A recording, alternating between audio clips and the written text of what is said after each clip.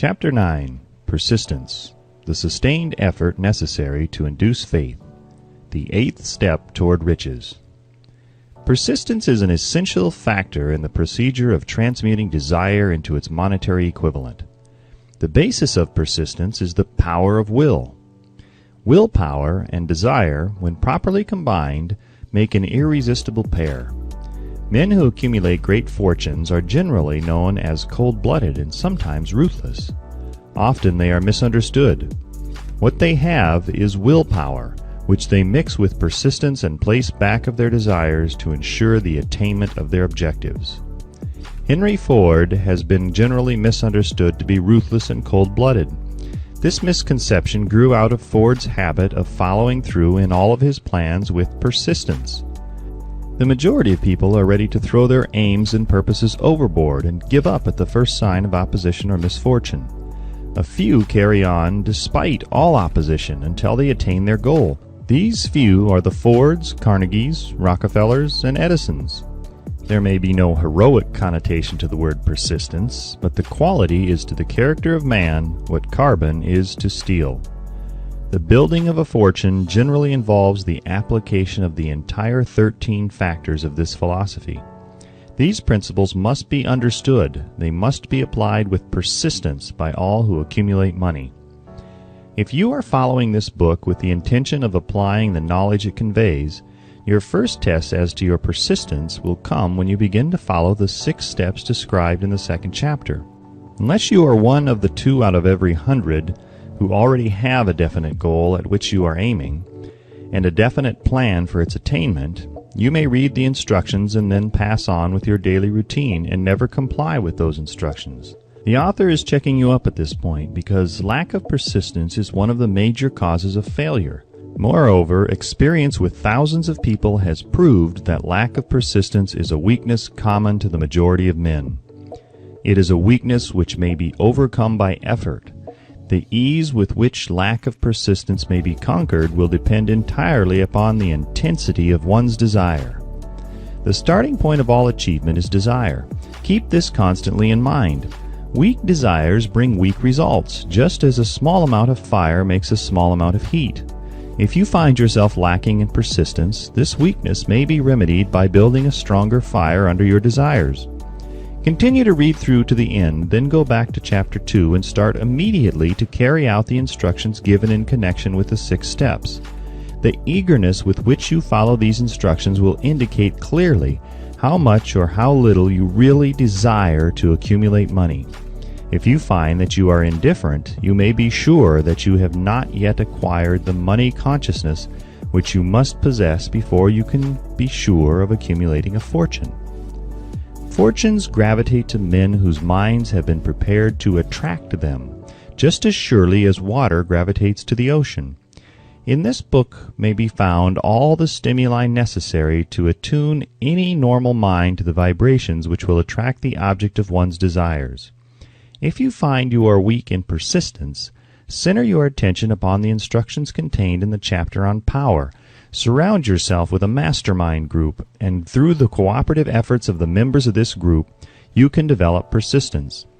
You will find additional instructions for development of persistence in the chapters on autosuggestion in the subconscious mind.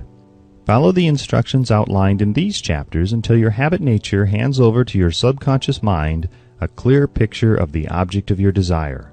From that point on, you will not be handicapped by lack of persistence. Your subconscious mind works continuously while you are awake and while you are asleep. Spasmodic or occasional effort to apply the rules will be of no value to you. To get results, you must apply all of the rules until their application becomes a fixed habit with you. In no other way can you develop the necessary money consciousness.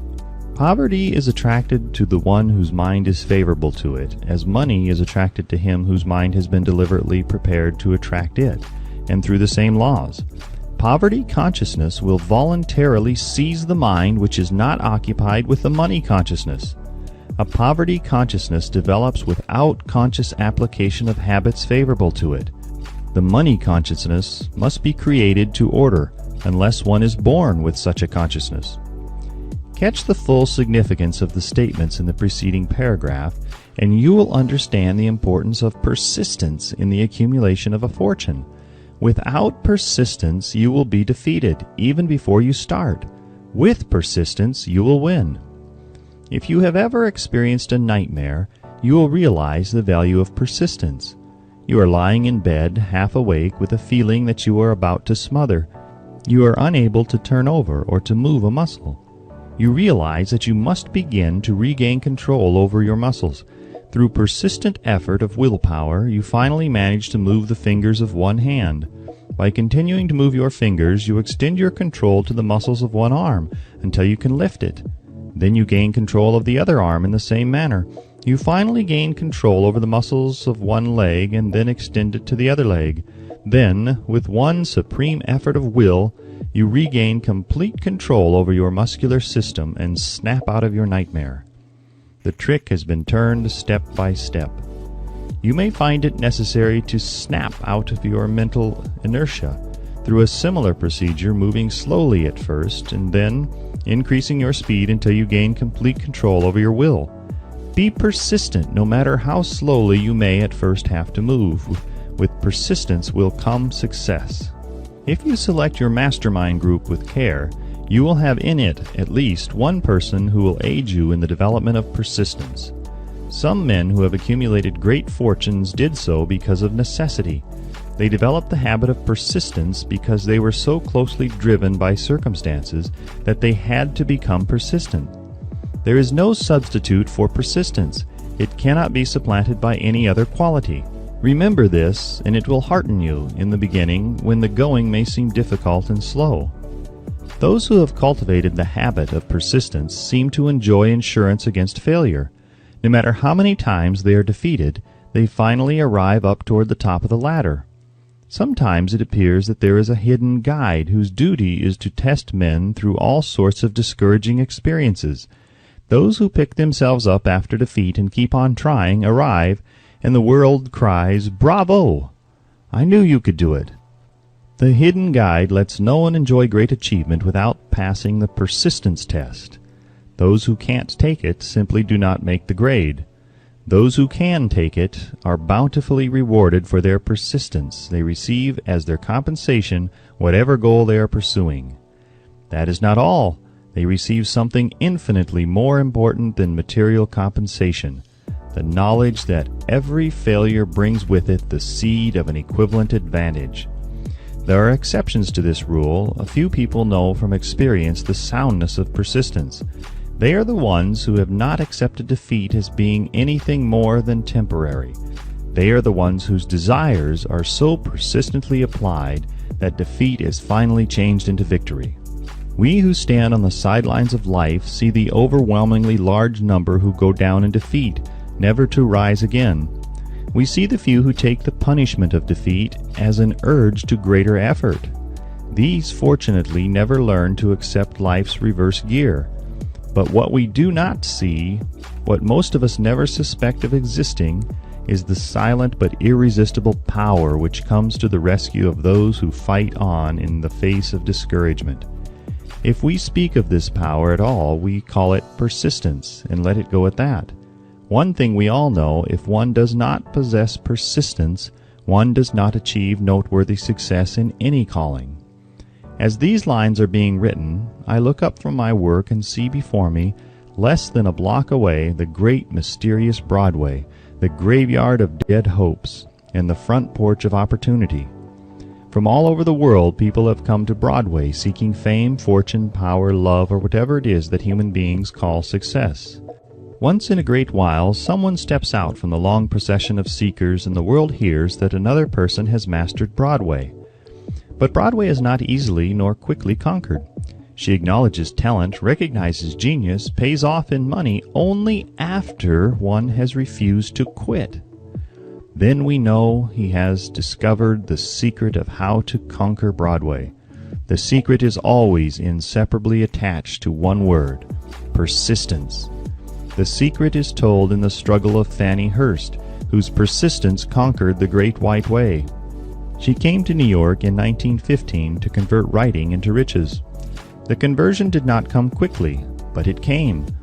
For 4 years, Miss Hurst learned about the sidewalks of New York from first-hand experience. She spent her days laboring and her nights hoping. When hope grew dim, she did not say, "All right, Broadway, you win." She said, "Very well, Broadway, you may whip some, but not me. I'm going to force you to give up."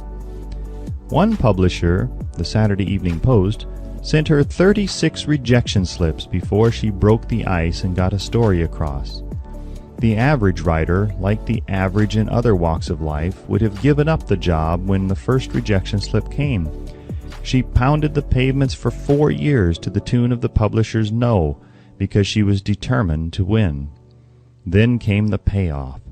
The spell had been broken. The unseen guide had tested Fannie Hurst, and she could take it. From that time on, publishers made a beaten path to her door. Money came so fast she hardly had time to count it. Then the moving picture men discovered her, and money came not in small change, but in floods. The moving picture rights to her latest novel, Great Laughter, brought $100,000, said to be the highest price ever paid for a story before publication. Her royalties from the sale of the book probably will run much more. Briefly, you have a description of what persistence is capable of achieving. Fannie Hurst is no exception. Wherever men and women accumulate great riches, you may be sure they first acquired persistence. Broadway will give any beggar a cup of coffee and a sandwich, but it demands persistence of those who go after the big stakes.